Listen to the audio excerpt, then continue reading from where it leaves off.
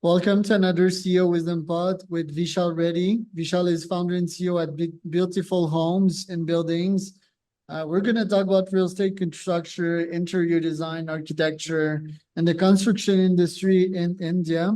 This pod is brought to you by my podcasting company. It's called podpire.com. If you want to start scale, be invited to a podcast. Vishal, welcome to the pod. Tell me a bit more about yourself and Builtiful. Thanks, Charles. Thanks for inviting me to the podcast. I'm really glad to be here.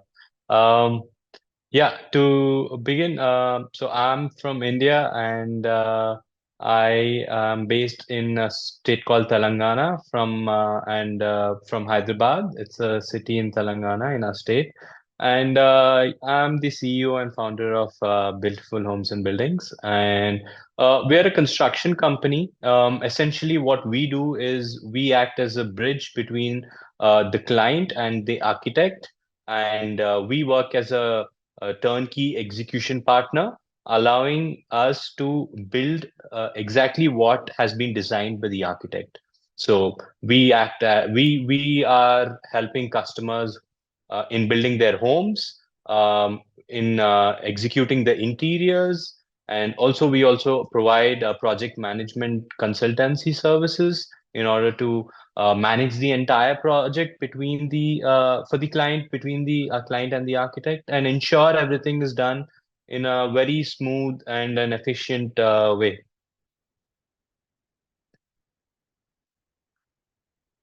What is your background and why did you get into this?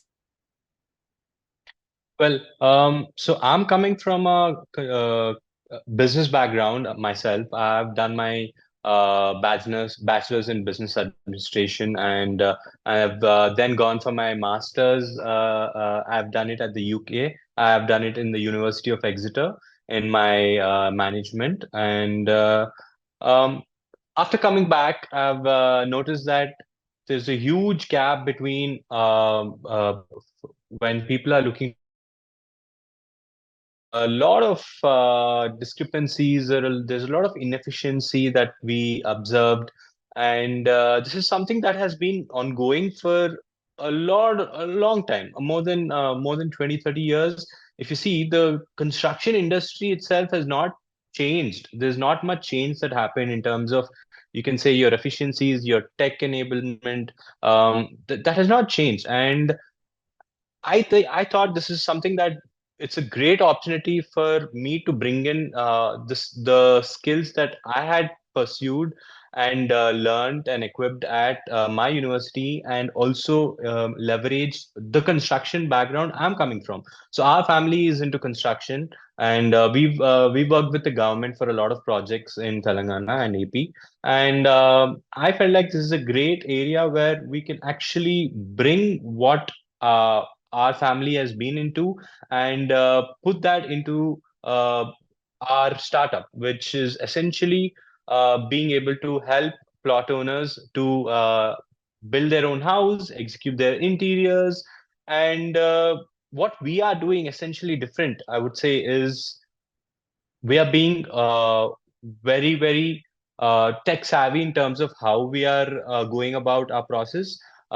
So everything is tracked with the software that we use, that we help that the customer can in fact view the progress of the projects from their phone, be it your daily progress reports, your attendance. They can see the project from their phone through the CCTVs that we put up, and this allows us to be more transparent, and that also bringing the experience that we bring from our family background has helped us to easily bring in the best kind of workmanship that we're able to allow great efficiency at the site. Right. What about real estate in India? Seems the market is catching up there. I mean, it's a in development country, lots of growth, not growth that we're seeing in other markets throughout the world. Tell us about the real estate market in India and its growth and your projections in the next 5 years.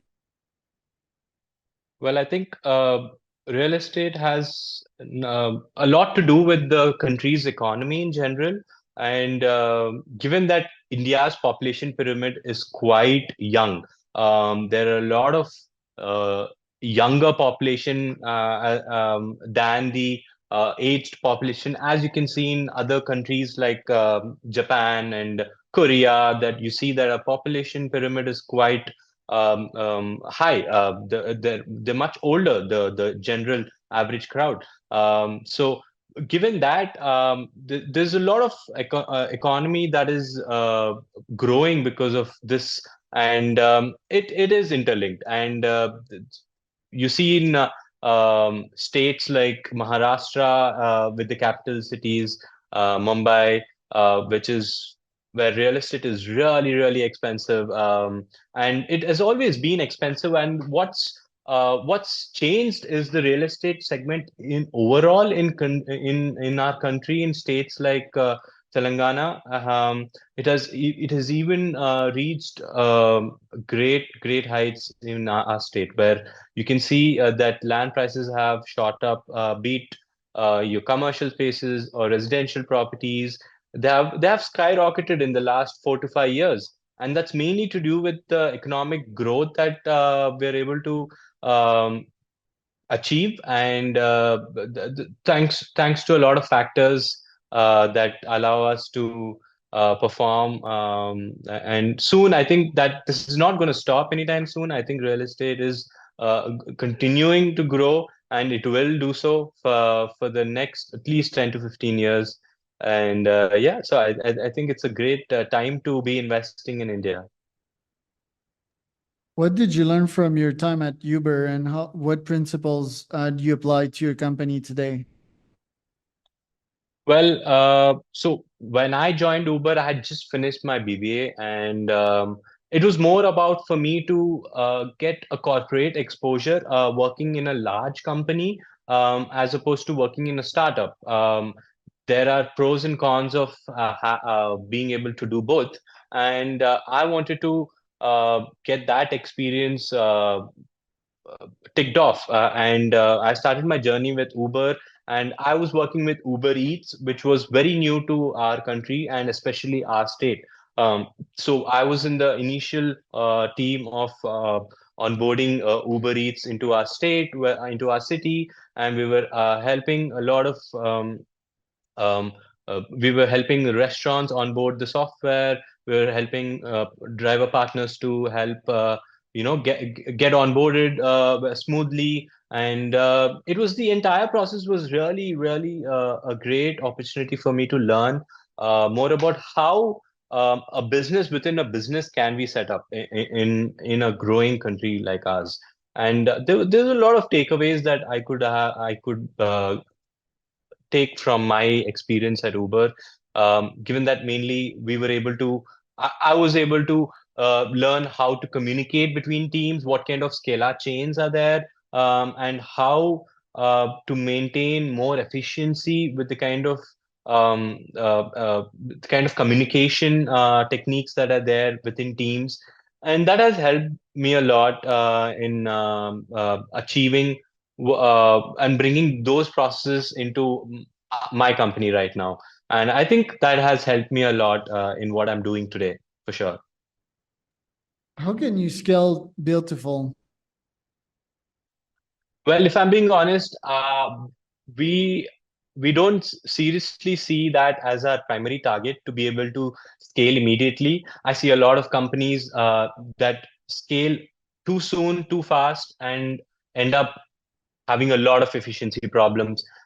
They raise capital very quickly, and the burn rates are really high nowadays with the startups. And you see the whole ecosystem, the investors are more careful with investing in these startups. And I think that our company is somewhat are taking things more seriously at one step at a time, where we want to focus on our city, Hyderabad, and we want to grow in a very stable manner, where we want to target profitability more than gaining market share.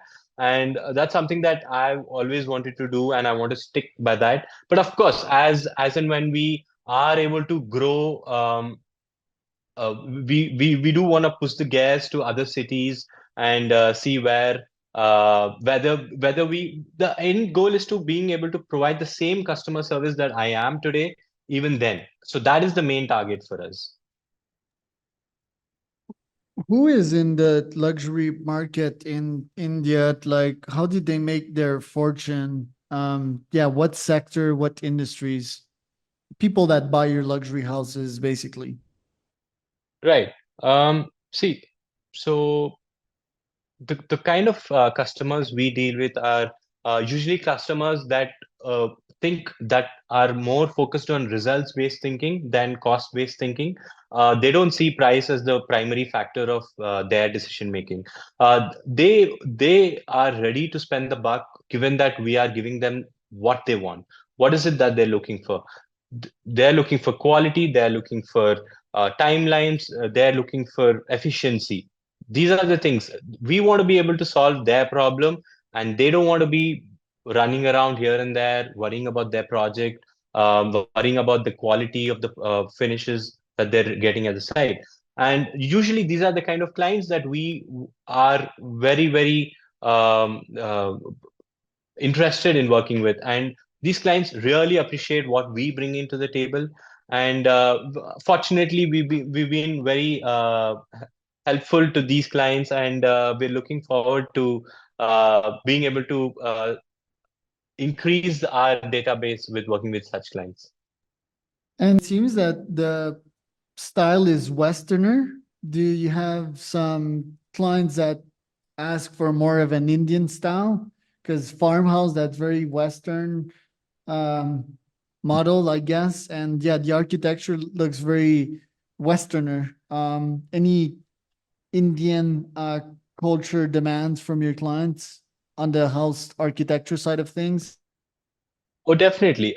See, there are a lot of customers nowadays preferring the contemporary architecture style where it's more about modernism and Western sort of inputs coming into play here, whereas Indian classical architecture goes back in the day where it's totally completely different, and we see that both are being still used in homes nowadays. And we work on both kinds of projects, and we're very happy to execute these sort of projects. And every project is a challenge on its own, and everything at the end of the day, we want to make sure the designs are coming to life just as what the client and architect envision. Where can people find out more about you and the company? Well, there's a lot of information about our company on Instagram. We're quite active on Instagram, where even the architect community is quite active on Instagram, where we usually collaborate, and we highlight each other's works. And apart from that, we're also very active on our website, where there's more and more detailed information about our company and what exactly we offer. It was Vishal Reddy and Charles Cormier for another Founder Wisdom podcast.